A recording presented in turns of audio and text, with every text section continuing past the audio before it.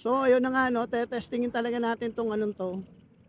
Itong ating bagong intercom, Jabre Duo.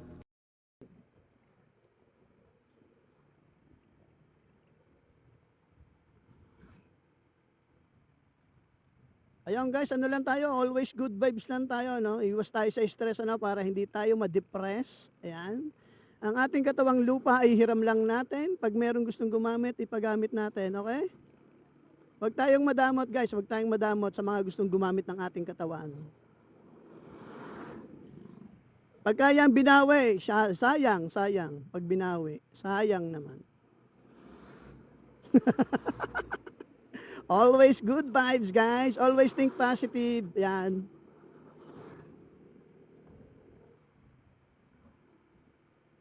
Ayan, o, di ba? O, di ba? Yan, shoutout sa lahat ng mga aking ano diyan, followers. 47K followers na nga pala tayo, guys. Ang inyong Tito Ferg. Uy, gandang dilag. Nakita nyo ba yon, guys? Sayang. Sana pala sinakay ko na, no? Sana pala sinakay ko na. Nanghihinayang ang tutot ko.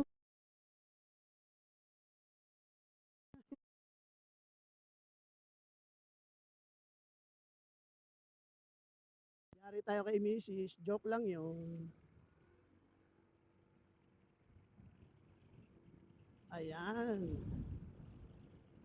Yun, sana no, sana talaga nakaka-cancel nito yung ano, yung noise. Yan, kasi may nakalagay doon na noise cancellation sa ating Jabre Duo. Dito sa ating intercom na tinatawag. Ayan. First timer lang po guys, pasensya na, first timer lang. Kaya medyo parang banong-bano pa. Ayan, kasi pangarap ko talaga maging isang motovlogger. Ayan. Pangarap ko din talaga yung maging motovlogger tayo. Ayan. Ano bang magandang gawin natin bilang isang motovlogger? Ayan. Bilang isang motovlogger, dapat pasaway tayo sa kalsada. Wing, wing, wing, wing, wing. Ganon? Hindi, wag. Masama yun, bad yun. Gusto ko lang maging ano, maging ang pinaka gusto ko talaga maging content sa pagiging motovlogger ko ay malibot ang mga beaches dito sa Batangas. Yun nga pala sa mga hindi pa alam, ako nga po pala ay taga Lipa, Batangas. Ayan. Dito tayo sa Lipa, Batangas. Gusto kong malibot lahat yung mga karatig ng Lipa. Yung mga beaches, yung mga magagandang tanawin. Yan talagang gusto kong maging content. Sana magkaroon ako ng chance na magawa ang mga yon. Ayan. Kahit na medyo busy tayo.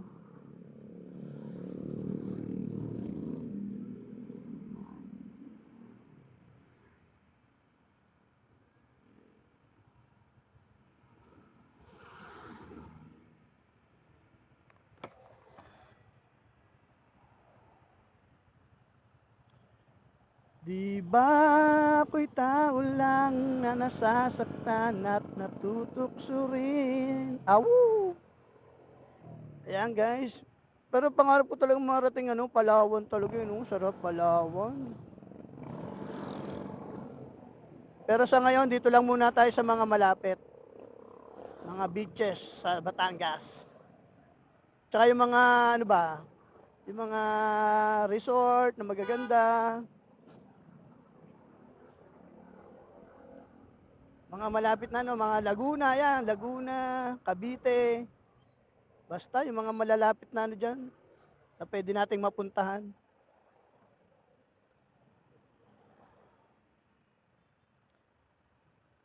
Isa-isahin natin ano. So yung may mga ano dyan, may mga listahan ng mga beaches dyan sa Cavite, beaches dito sa Batangas, baka naman pwede makahingi ng kopya para ma one by one ko na yung mga yan. Kahit yung mga falls, yan, mga, masarap din magpunta sa mga falls. Eh.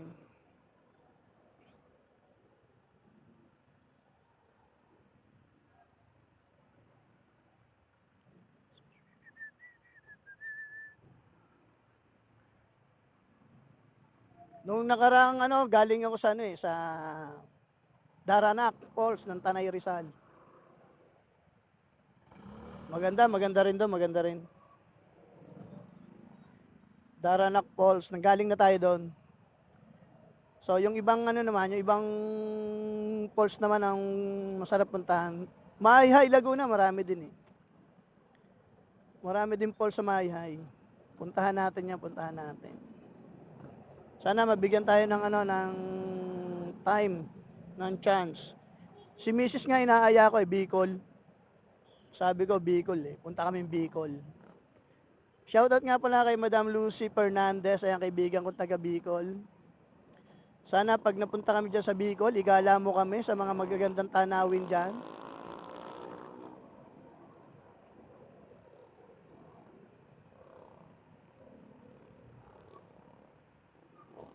Bicol, kailan kaya pupunta ng Bicol?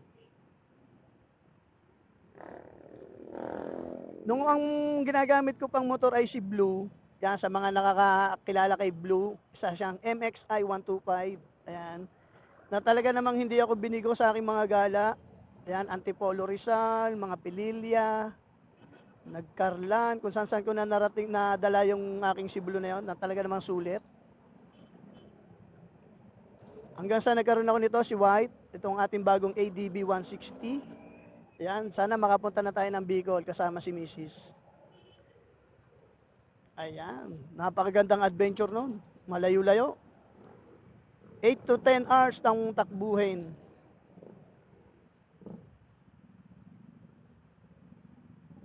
Yun oh, sana all. May big bike kaso hindi ko naman kayang i-drive yung big bike. Ay, kaya ko palang i-drive yung big bike kaso baka hindi ko kayang ihinto dahil mataas.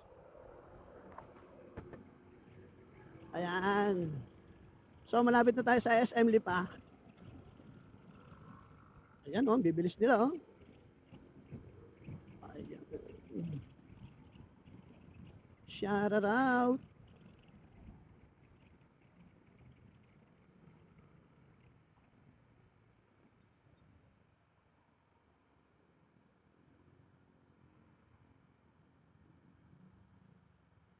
Ayan, magano tayo dito, left turn. Ayun, pumasok, pasok. Gaya tayo, gaya. Ayan.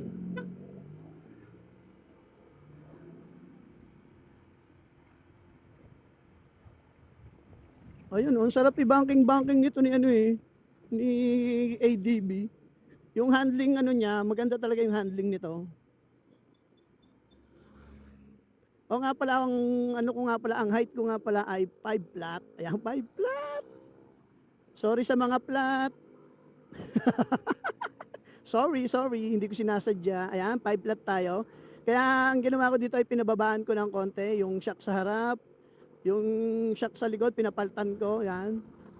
Tapos, pinababaan ko din yung, ano niya, yung center stand at saka yung kanyang side stand. Dahil, nung pinababaan ko siya, ay nung sinaside stand ko siya, ay madaling natutumba. Kaya napakadelikado kung hindi pa puputulan. Ayan, pinaputulan ko na rin siya.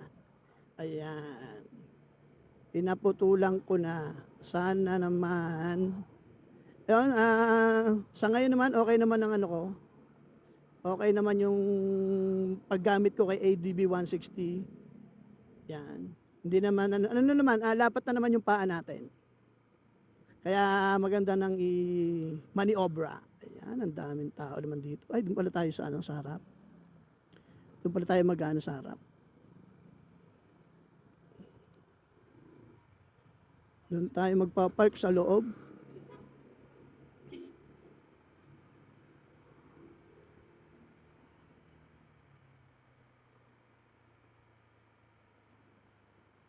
No left turn, kaya doon tayo. Yan, nandito na tayo sa SM. Magpa-park lang tayo doon sa taas. Sa taas tayo magpa-park para may bubong si ADB nakabubong. Kasi dati doon ako nagpa-park sa taas na yon, yun doon. Eh kaso walang bubong, di ba? Rain or shine doon, kaya madaling, ano, si Blue. Pasensya ka na, Blue, doon kita na ipaparada dati. Kasi mas malapit yung entrance doon eh.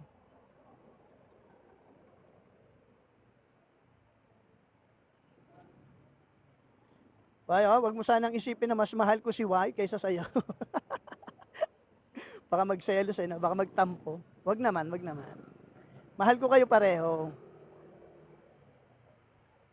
Tsaka lalo na si Blue gawa ng ano yun, eh, marami ng pinagdaanan namin ni Blue.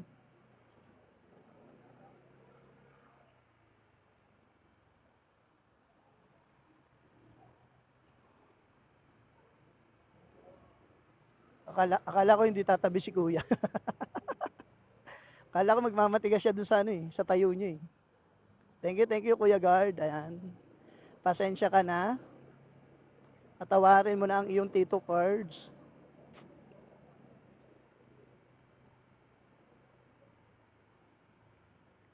Smile. Smile on your face. Let me know that you need me. Ayan, dito tayo magpaparada sa likuran. Ayan, o di ba? Dito tayo. Kasi dito may bubong. May bubong, may bubong. Ayan. Dati dumaan ako dito sa dangyan yan. Lulusot ako dito sana. Pinaikot pa ako ng guard doon. Which is bawal naman talaga. Kaya umikot na lang ako. Para naman walang masabihan sa atin si Kuya Guard.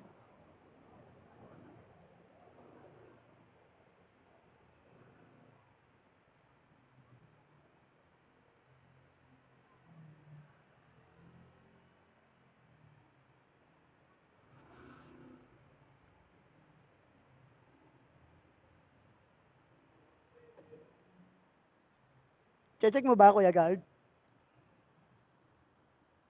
Ay, nakalak pala yan. Nakita mo na te? Ang tamang tao? Hindi pa ba? Ayan kaya.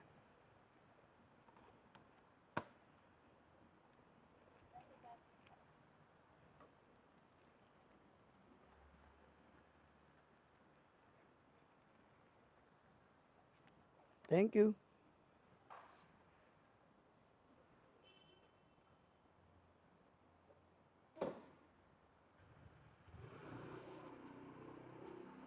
Ayun guys, ikot tayo dito. Ito nga pala yung daang nakakahilo guys. Mas matindi pa to sa Marilake. So yon sa mga gustong pumunta sa mga adventure na banking-bankingan, punta lang kayo dito sa SM Lipa, oh, ayan oh. O di ba? O banking, banking pa more. O di ba? Naka-banking tayo niyan, guys. Wala, ilang iyong bankingan yan, oh, walang sawa yan, oh. Oh, oh. Sa mga mahilig dyan sa banking, punta na kayo dito, SM Lipa, parking lot. Ayan. O, di ba? O, di ba nahilo ako? Parang mas maganda dun sa ano, dun tayo sa pinakataas pa. Fourth floor pa lang to eh.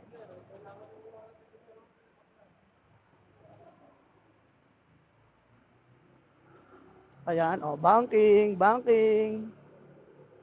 Oh, sa mga mahilig dyan bumanking, punta lang kayo dito.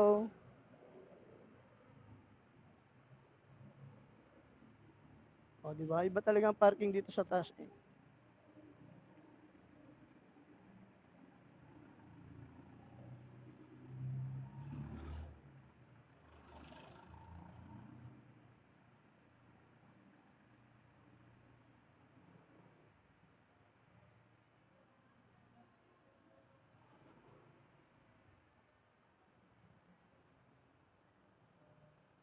Ayun, nandito na tayo. Bye-bye, guys.